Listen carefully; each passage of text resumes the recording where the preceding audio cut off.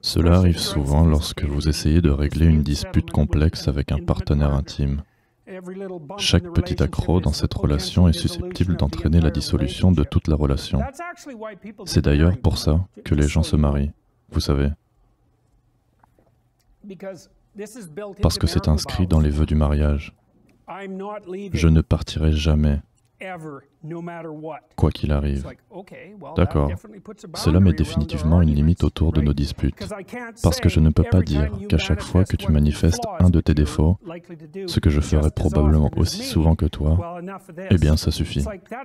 C'est horrible. Si toute ta vie c'est « à chaque fois que tu sors du droit chemin, je m'en vais ».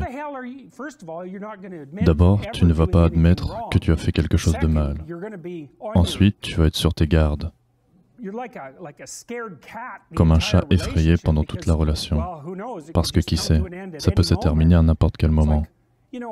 C'est comme vous savez, les gens disent, si la possibilité de divorce est ouverte, ça vous rend libre. C'est comme ça, oui. C'est ce que vous voulez être libre, vraiment. Vraiment. Donc vous ne pouvez rien prédire. C'est ce que vous cherchez. C'est un vœu. Et ça dit, regarde, je sais que tu as des problèmes. Moi aussi. Donc on ne se séparera pas, quoi qu'il arrive. Eh bien, c'est un sacré vœu. Mais c'est pour ça que c'est un vœu. C'est pour ça qu'on le fait devant un tas de personnes. C'est pour ça que c'est censé être un acte sacré. Car oui, quelle est l'alternative? Quelle est l'alternative? Tout est muable, échangeable à tout moment. Eh bien, allez-y, vivez votre vie comme ça, et voyez comment vous serez à 50 ans. C'est désastreux. 2 ou 3 divorces, votre famille est fragmentée, vous n'avez aucune continuité narrative, et ce n'est pas bon pour les enfants, pas le moins du monde. Et donc, c'est une forme d'asservissement volontaire, je suppose. Mais c'est aussi équivalent à l'adoption d'une responsabilité. Il y a plus que ça, car si vous ne pouvez pas fuir, alors vous pouvez résoudre vos problèmes, parce qu'il se peut que je sois coincé avec toi. Alors pourquoi ne pas régler les choses? Parce que l'alternative est que nous allons être dans un match de boxe pendant les 40 prochaines années. C'est l'alternative. Alors si tu penses que tu vas résoudre les problèmes sans que quelque chose comme ça soit au-dessus de ta tête, il n'y a aucune chance.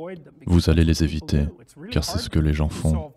C'est vraiment difficile de résoudre les problèmes, surtout dans une relation. On se dispute et je découvre que parce que tu as été abusé par ton oncle quand tu avais 5 ans, ou quelque chose comme ça. C'est très fréquent que ce genre de choses arrive.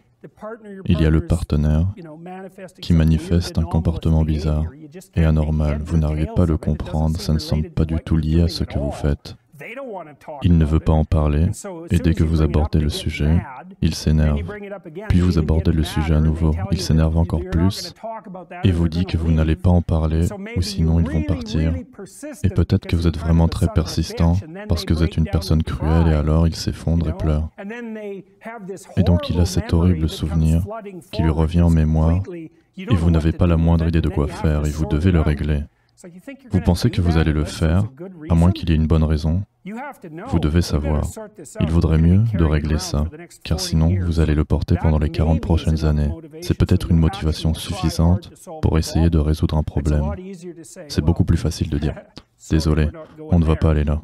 Mais bon, vous l'aurez tous les jours pour le reste de votre vie.